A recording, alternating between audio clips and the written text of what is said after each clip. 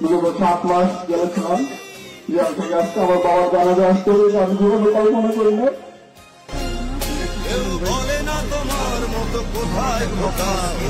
আমার বাবা যদি কোনো ভুল ত্রুটি করে থাকে আপনারা মাফ করে দেবেন। আমরা দুর্গায় রাজনীতির মতো জড়িত ছিলাম। আমাদের জানা মতো আমরা কোনো সময় কারো ক্ষতি করি নাই। আমরা দুই ভাইকে মাফ করে দেবেন।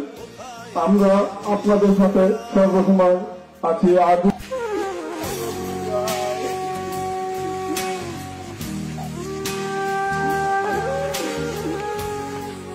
একটা আফসোস থেকে যাবে।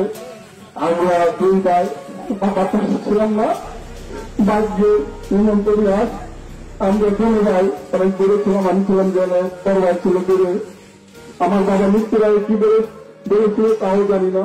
হয়তো আমরা যদি পাশে থাকতাম তাহলে আমার বাবার কষ্ট কিছুটা হলে বাদ করে নিতে পারতাম। আমার বাবা আমাদের টেনশনে হয়তো স্থির করেছেন।